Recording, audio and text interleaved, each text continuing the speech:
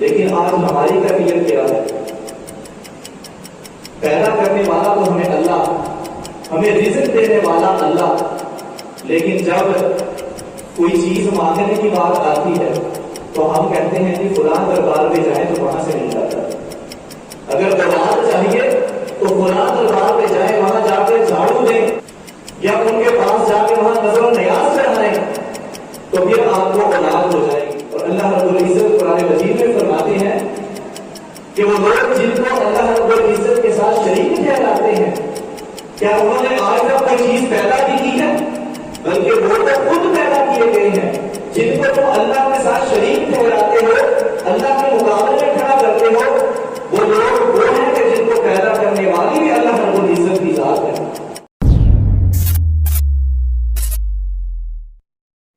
گزشتہ جمعہ میں بھی ہم نے یہ بات کی تھی کہ جس طرح اس معاشرے کے اندر مختلف شعبوں کے لوگوں کو پہچاننے کے لیے کچھ نشانیاں، کچھ علامات ہوتی ہیں، اسی طرح اللہ رب العزت نے اپنے بندوں کو پہچاننے کے لیے ان کی صفات ہمیں بتلائی ہیں کہ جس شخص کے اندر اللہ رب العزت کی بتلائی ہوئی یہ صفات موجود ہوں گی، اس کو اللہ رب العزت کا بندہ، عباد الرحمان کا ٹائٹل دیا جائے گا۔ ان میں سے کچھ نشانیاں جو ہم نے گزشتہ خطبہ جمعہ المبارک میں بیان کی، جن میں پہلی نشانی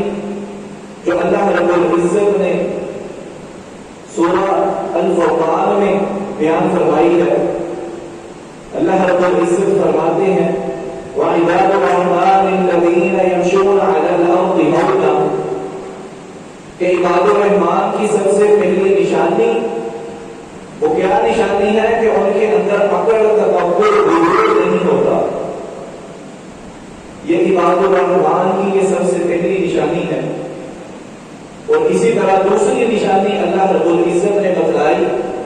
وَإِذَا خَاطَبَهُمُ الْجَاهِلُونَ قَالُوا سَلَامًا، کہ جب ان کی کسی جاہل شخص کے ساتھ بحث و تکرار ہو جاتا ہے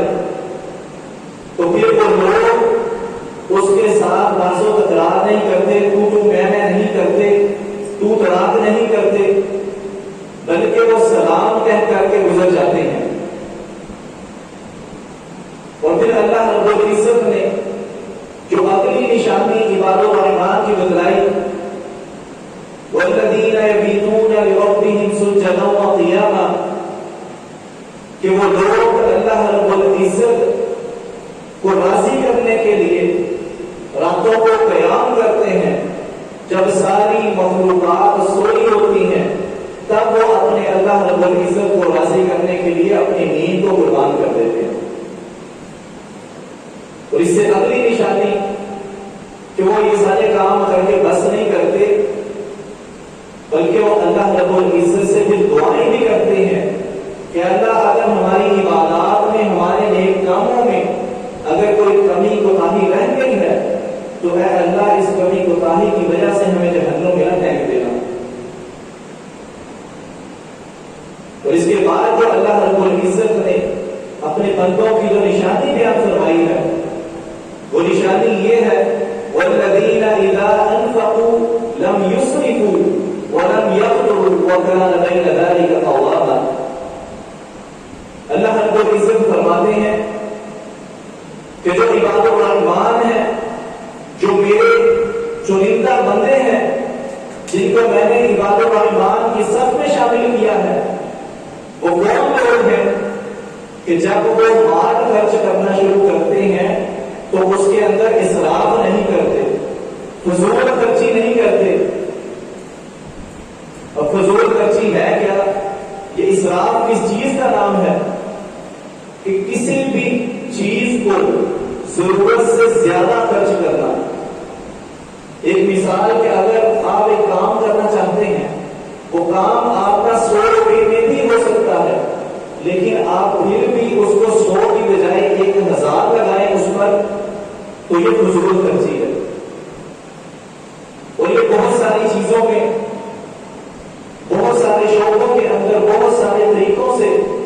یہ اسراف اور یہ فضول خرچی ہو سکتی ہے۔ مثلا کھانا پینا ہے، اب ایک برتن میں آپ نے کھانا لیا، آپ کو پتا ہے کہ میں تھوڑا کھانا کھا سکتا ہوں، لیکن آپ پھر بھی اس برتن کو بھر لیتے ہیں، یا آپ چھوٹے برتن کی بجائے بڑا برتن استعمال کرتے ہیں جو آپ کی ضرورت سے زیادہ ہے، اور آپ کو پتا ہے کہ یہ کھانا میرے کھانے کے بعد یہ ضائع ہو جائے گا، یہ میری ضرورت سے زیادہ ہے، اس کھانے کو آپ استعمال کرتے ہیں، باقی جو آپ ضائع کرتے ہیں وہ کھانا جو آپ نے ضائع کیا وہ اسراف میں آتا ہے۔ اسی طرح حضرت سعد رضی اللہ عنہ بیان کرتے ہیں کہ میں ایک دفعہ وضو کر رہا تھا تو نبی مکرم صلی اللہ علیہ وسلم میرے پاس سے گزرے، تو نبی صلی اللہ علیہ وسلم نے فرمایا کہ اے سعد یہ کیسا اسراف ہے؟ تو حضرت سعد حیران ہوتے ہیں اور سوال کرتے ہیں اللہ کے رسول صلی اللہ علیہ وسلم وضو کرنے میں کیسا اسراف؟ کیا وضو میں بھی فضول خرچی ہوتی ہے؟ نبی مکرم صلی اللہ علیہ وسلم نے فرمایا کہ اے سعد وضو میں بھی فضول خرچی ہوتی ہے، اگرچہ تم چلتی ہوئی نہر کے کنارے پہ ہی کیوں نہ بیٹھا ہو، کہ اگر ہمارا وضو تھوڑے پانی سے ہو سکتا ہے لیکن ہم اس کے لیے جان بوجھ کر زیادہ پانی استعمال کرتے ہیں تو یہ بھی فضول خرچی میں آ جاتا ہے۔ حالانکہ وضو کرنا ایک نیک عمل ہے، نماز کے لیے وضو کرنا یا ویسے ہی اپنے آپ کو پاکیزہ رکھنے کے لیے وضو کرنا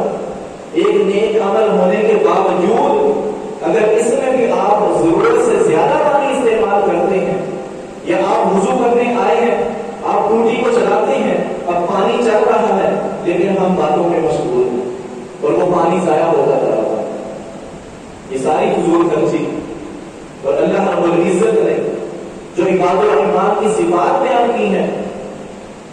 کہ جو عباد الرحمان ہوا کرتے ہیں، جو اللہ رب العزت کے بندے ہوتے ہیں، اللہ رب العزت کی غلامی میں اس کی بندگی میں آ جاتے ہیں، وہ اسراف اور فضول خرچی نہیں کرتے۔ نبی مکرم صلی اللہ علیہ وسلم نے فرمایا کہ میں تم سے اس چیز پر بیعت لیتا ہوں کہ تم اللہ رب العزت کے ساتھ کسی کو شریک نہیں ٹھہراؤ گے، تم اسراف نہیں کرو گے، تم زنا نہیں کرو گے، تم کسی کو ناحق قتل نہیں کرو گے، اور تم نیک کاموں میں میری نافرمانی نہیں کرو گے۔ یہ نبی مکرم صلی اللہ علیہ وسلم نے فرمایا کہ ان اعمال پر میں تم سے بیعت لیتا ہوں کہ تم یہ سارے میری باتیں یہ مانو گے۔ اور پھر نبی مکرم صلی اللہ علیہ وسلم نے فرمایا کہ جو شخص اس عہد کو پورا کرے گا، اس وعدے کو پورا کرے گا، تو اس شخص کا اجر اللہ رب العزت کا ہے، لیکن اگر کسی شخص نے اس میں کوئی کمی کوتاہی، کوئی لغزش، کوئی غلطی کی تو پھر وہ بھی اللہ رب العزت کا ہے۔ اللہ رب العزت چاہے تو اس کے گناہ کی سزا اسے دے، چاہے دنیا کے اندر پکڑ ہو جائے اگر اس کی، اور اس پر دنیا کے اندر دین کے مطابق، شریعت کے مطابق کوئی حد نافذ ہو جائے تو وہ اس کے لیے کفارہ ہے، لیکن اگر اس دنیا کی زندگی میں اللہ اس کی اس گناہ پر، اس کے اس لغزش پر اللہ رب العزت پردہ ڈال دے تو کل قیامت کے دن اللہ رب العزت چاہے تو اس کو سزا دے یا اس کو معاف کر دے۔ یہ جس کو ہم کچھ بھی نہیں سمجھتے، ہمارے بچوں کو اسکول میں پڑھایا جاتا ہے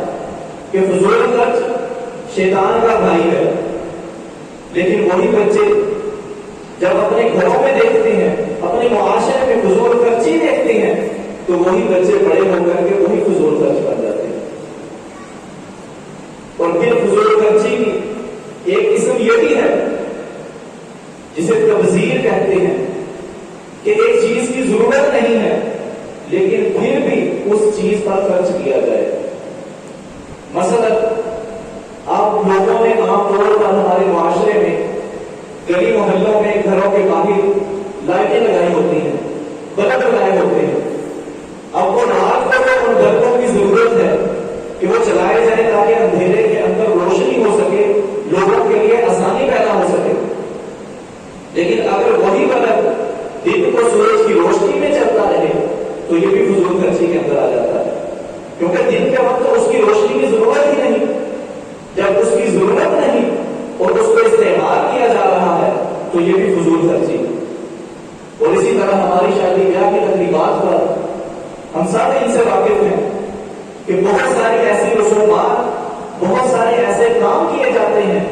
کہ جن کی نہ تو ضرورت ہوتی ہے اور نہ ہی اسلام کے اندر ان کی کوئی اجازت ہوتی،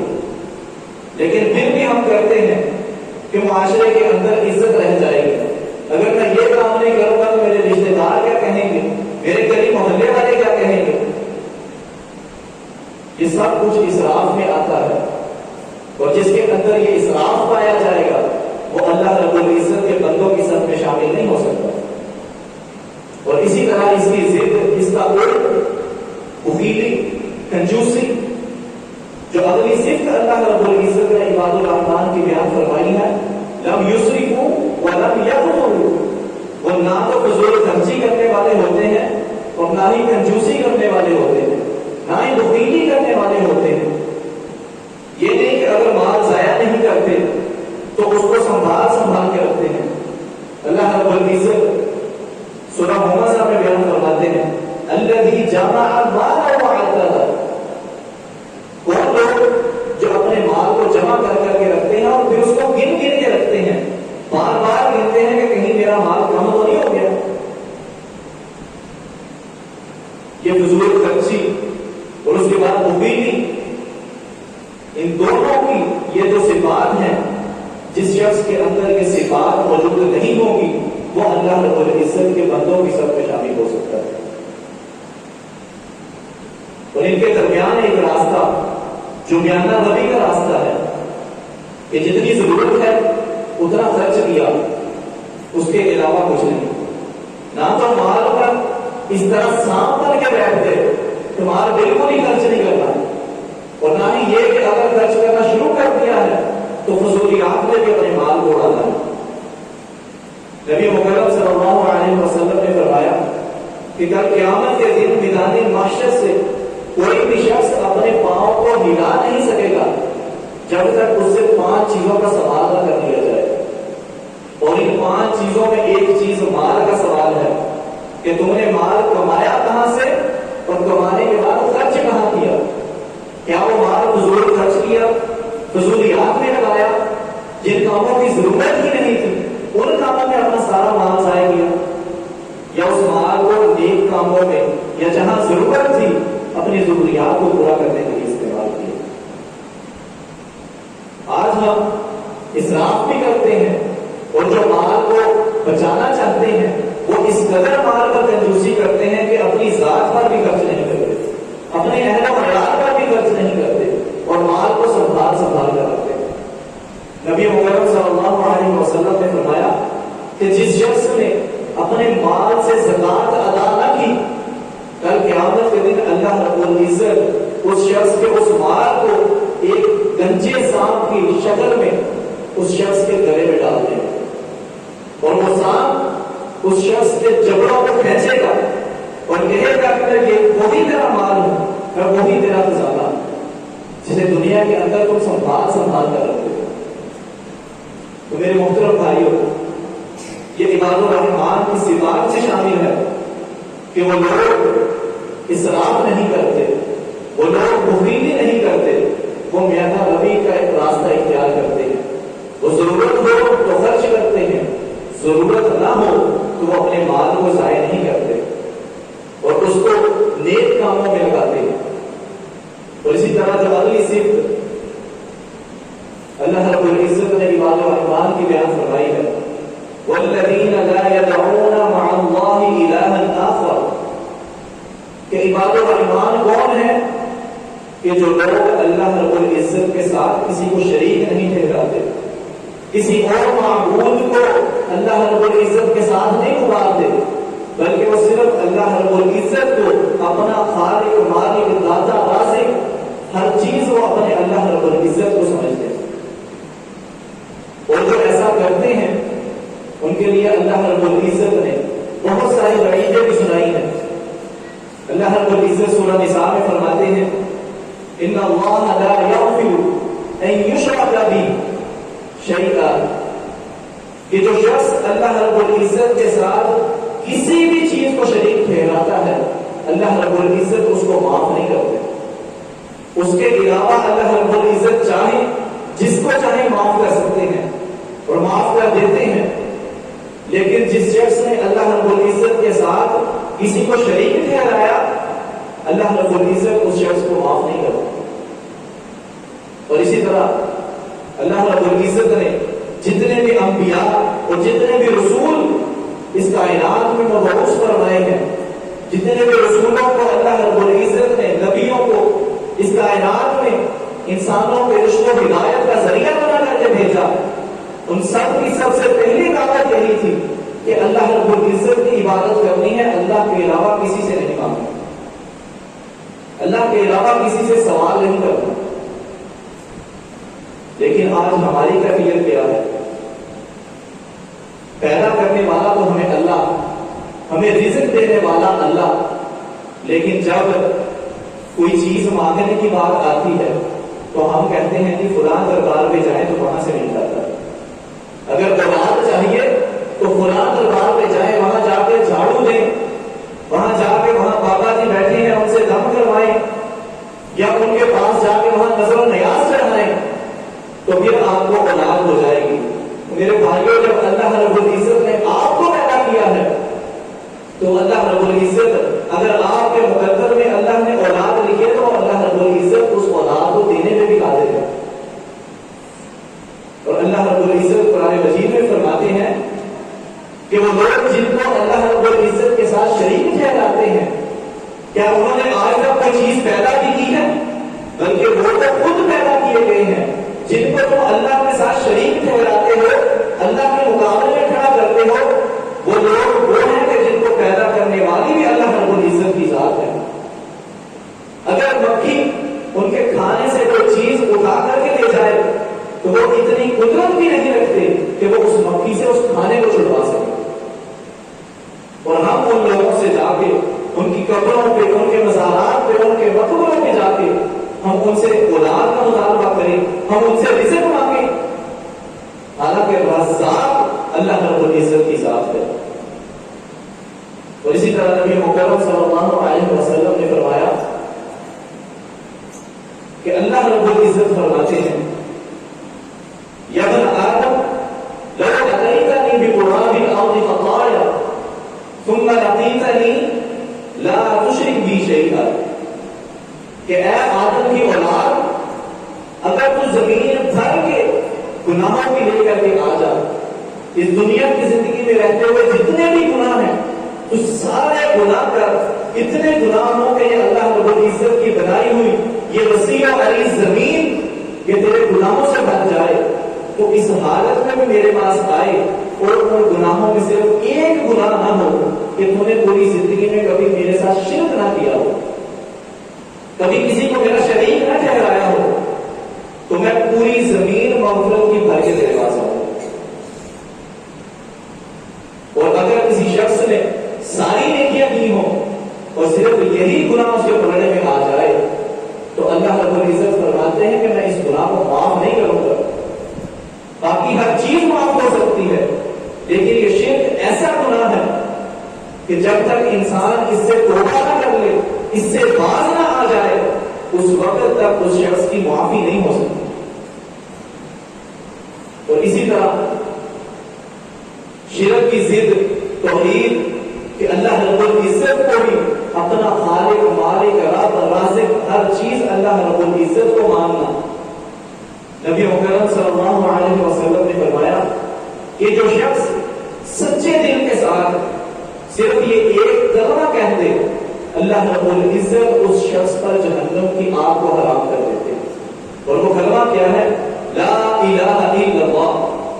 کہ اللہ کے علاوہ کوئی معبود برحق نہیں۔ سچے دل سے کہنے کا کیا مطلب؟ زبان سے تو ہم دن میں پتہ نہیں کتنی دفعہ کہتے ہوں گے، ہمیں سے اکثر لوگ ذکر کرتے ہیں اور ذکر میں ہم لا الہ الا اللہ کا ذکر بھی کرتے ہیں، لیکن کیا ہم سچے دل سے کرتے ہیں؟ یہ تو زبان سے ہم نے ادا کیا، دل سے اور سچے دل سے کہنے کا کیا مطلب؟ کہ ہم سچ میں اللہ رب العزت کو ہی اپنا معبود مانیں، کہ جو چیز اللہ رب العزت کے اختیار میں ہے وہ اللہ رب العزت ہی عطا کر سکتے ہیں، اللہ رب العزت کے علاوہ کوئی اور دنیا میں ہمیں عطا نہیں کر سکتا. اور اسی طرح ایک دعا جو نماز کے اذکار میں بھی آتی ہے کہ اگر اللہ رب العزت کسی چیز کو تم سے روکنا چاہے تو اس دنیا اور اس پوری کائنات کے اندر کوئی ایسا شخص نہیں ہے جو وہ تمہیں عطا کر سکے. اور جو چیز اللہ رب العزت عطا کرنا چاہے کوئی بھی شخص اس کائنات میں وہ موجود نہیں کہ وہ اس چیز کو روک سکے. یہ اتنا سنگین عمل کہ جس کو آج ہم کچھ بھی نہیں سمجھتے. بہت سارے میرے بھائی اس گناہ کے اندر ملوث ہو جاتے ہیں. تو ہمیں وقتاً فوقتاً اللہ رب العزت سے توبہ بھی کرتے رہنا چاہیے کہ اگر تو ہم نے اپنے علم کے مطابق اپنے ذہن کے مطابق یا جان بوجھ کے شرک کر لیا ہے پھر تو ہم اللہ رب العزت سے توبہ کریں اور اس گناہ سے باز آئیں. لیکن اگر ہم نے لاعلمی کے اندر کوئی ایسا عمل کر لیا تو جو شرک کی صف میں شامل ہو جاتا ہے کہ جو شرک کی اقسام میں سے کوئی قسم بن جاتی ہے, اگر ہم وقتاً فوقتاً توبہ کرتے رہیں گے تو اس سے ہم اس گناہ سے بھی بچ سکتے ہیں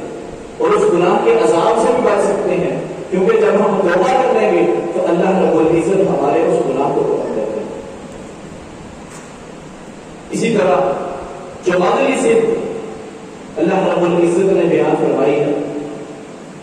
کہ وہ لوگ اللہ رب العزت کے ساتھ کسی کو معبود پہ نہیں ٹھہراتے, کسی کو شریک پہ نہیں ٹھہراتے اور وہ کسی کو ناحق قتل بھی نہیں کرتے. آج ہم دیکھیں کہ ہمارے معاشرے کے اندر یہ قتل اتنا عام ہو چکا ہے کہ جس کا دل کرتا ہے دوسرے پر الزام لگاتا ہے, گن تانتا ہے, گولی مار کے اس کو قتل کر دیا جاتا ہے. جس کا دل کرتا ہے, کوئی پکڑنے والا نہیں. لیکن اللہ رب العزت کو پکڑنے والے موجود ہیں. اللہ رب العزت فرماتے ہیں کہ عباد الرحمن کی صفات میں سے یہ صفت ہے کہ وہ لوگ کسی کو ناحق قتل نہیں کرتے, صرف اسے قتل کیا جاتا ہے جس پر کوئی حد واجب ہوتی ہو. اگر کسی شخص نے کوئی قتل کیا ہے تو اس کی حد میں, اس کے بدلے میں اس کو قتل کیا جائے گا. اگر کوئی شادی شدہ آدمی زنا کرتا ہے تو اس کو رجم کر کے قتل کر دیا جائے گا, لیکن ناحق کسی کو قتل نہیں کیا جائے گا. حجۃ الوداع کا موقع نبی مکرم صلی اللہ علیہ وسلم اپنے صحابہ سے سوال کرتے ہیں کہ اے میرے صحابہ ذرا مجھے بتلاؤ کہ اس شہر کا کیا مقام ہے. تو صحابہ بیان کرتے ہیں کہ اللہ اور اللہ کے رسول صلی اللہ علیہ وسلم زیادہ بہتر جانتے ہیں. تو نبی مکرم صلی اللہ علیہ وسلم نے فرمایا کہ یہ شہر حرمت والا, عظمت والا, عزت والا شہر ہے, اور یہ مہینہ حج کا مہینہ یہ بھی حرمت والا مہینہ ہے, اور یہ دن بنا کا دن یہ بھی حرمت والا دن ہے. اور پھر نبی مکرم صلی اللہ علیہ وسلم نے ایک اعلان کیا کہ اس حرمت والے شہر میں, اس حرمت والے مہینے میں, اس حرمت والے دن میں نبی مکرم صلی اللہ علیہ وسلم اعلان کر رہے ہیں کہ آج کے بعد تمہارا ایک دوسرے کا خون ایک دوسرے پر حرام ہے, تمہارا مال ایک دوسرے پر حرام ہے, تمہاری عزت ایک دوسرے پر حرام ہے. کہ تم ایک دوسرے کا خون نہیں بہاؤ گے, تم ایک دوسرے کا مال نہیں کھاؤ گے, کسی کے مال پر ناحق قبضہ نہیں کرو گے, اور کسی کی عزت خراب نہیں کرو گے. آج ذرا ہم دیکھیں ہمارے معاشرے کے اندر یہ تینوں گناہ پائے جا رہے ہیں. ہم لوگوں کو قتل بھی کرتے ہیں, ہم لوگوں کے مال کو ہڑپ بھی کرتے ہیں, لوگوں کی جائیدادوں پر, زمینوں پر ہم قبضے بھی کرتے ہیں, اور اس کے بعد ہم لوگوں کی عزت بھی اچھالتے ہیں. ذرا سی کسی کی کوئی لفظش, کوئی غلطی کا پتہ چلے صحیح, ہم فوراً سے ویڈیو بناتے ہیں اور اس کو بنا کر کے سوشل میڈیا پر وائرل کرتے ہیں اور خوش ہوتے ہیں کہ میری ویڈیو پر اتنے ویوز آ رہے ہیں, میری ویڈیو اتنے لوگوں نے دیکھی ہے, اتنے لوگوں نے اسے پسند کیا ہے, اتنے لوگوں نے اس کو آگے پھیلایا ہے. لیکن ہمارے ذہن میں یہ بات نہیں آتی کہ ہم وہ کام کر رہے ہیں جو اللہ رب العزت نے اور اللہ کے پیارے پیغمبر صلی اللہ علیہ وسلم نے ہم پر حرام قرار دیے. اور اسی طرح جو اگلی صفت جو اللہ رب العزت نے بیان فرمائی کہ وہ لوگ زنا نہیں کرتے، جو عباد و ایمان ہوا کرتے ہیں، جو اللہ رب العزت کے سچے بندے ہوا کرتے ہیں، وہ زنا بھی نہیں کرتے. اور اللہ رب العزت نے قرآن مجید میں 12 مقامات پر فرمایا ہے وَلَا تَقْرَبُوا الزِّنَا، کہ زنا کے قریب بھی نہیں جانا. کہ کوئی ایسا کام کہ جو تمہیں زنا کے قریب بھی کر سکتا ہو، اس کام کو بھی اختیار نہیں کرنا.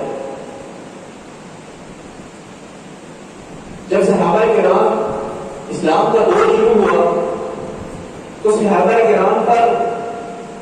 شراب پہلے حلال تھی، پھر حرام قرار دے دی گئی. لیکن جن برتنوں میں صحابہ کرام شراب بنایا کرتے تھے، نبی مکرم صلی اللہ علیہ وسلم نے ان برتنوں کو استعمال کرنے سے بھی منع فرما دیا کہ یہ لوگ نئے نئے ابھی شراب چھوڑی ہے، اگر ان برتنوں کو دیکھیں گے تو ہو سکتا ہے کہ ذہن میں وہی جو پہلے ماضی میں شراب پی ہے وہ سارا چلنا شروع ہو جائے اور یہ پھر اس گناہ میں ملوث نہ ہو جائے. اس لیے نبی مکرم صلی اللہ علیہ وسلم نے ان برتنوں کا استعمال کرنے سے منع فرما دیا کہ ان برتنوں کو بھی استعمال نہیں کرنا جن کے اندر تم شراب بنایا کرتے تھے، تاکہ اس شراب جیسے جرم سے بچ سکے. اسی طرح آج ہمارے ہاتھوں میں یہ موبائل، ویسے تو یہ ایک سہولت ہے لیکن اس کا بہت زیادہ غلط استعمال بھی ہو رہا ہے. موبائل کے اندر پوری دنیا قید ہے. بند کمرے میں آپ جو مرضی چلا کر کے دیکھ سکتے ہیں، کوئی آپ کو پوچھنے والا نہیں، اللہ کے سوا کوئی آپ کو دیکھنے والا بھی نہیں، کوئی آپ کو روکنے والا بھی نہیں. اور ہم یہ گناہ میں ملوث بھی ہیں اور ہم یہ گناہ بار بار کرتے بھی جاتے ہیں. تو عباد الرحمان کی صفات میں یہ بات شامل ہے کہ وہ لوگ اس زنا سے بھی دور رہتے ہیں. جو اب تک میں نے صفات بیان کی ہیں، اس کے علاوہ بھی بہت ساری صفات ہیں جو اللہ رب العزت نے بیان فرمائی ہیں. انشاءاللہ باقی صفات جو بقیہ رہ گئی ہیں انشاءاللہ ہم آئندہ خطبہ جمعۃ المبارک میں ہم ان کا ذکر کریں گے، ان کو بیان کریں گے تاکہ ہم ان صفات کو جان سکیں، اپنی زندگی میں ان کو جگہ دے سکیں. جب ہم ان کو جانیں گے، ان پر عمل کرنے کی کوشش کریں گے، پھر ہم بھی اللہ رب العزت کے نیک بندوں کی عباد الرحمان کے ساتھ میں شامل ہو سکیں گے. اللہ رب العزت سے دعا ہے کہ اللہ رب العزت کہنے والے کو، سننے والوں کو عمل کرنے کی توفیق عطا فرمائے. اقول قولی ھذا استغفر اللہ لی ولکم ولسائر المسلمین وما علی الا البلاغ المبین. بہترین صدقہ جاریہ حاصل کرنے کے لیے اس ویڈیو کو لائک، کمنٹ اور شیئر کرنا مت بھولیں.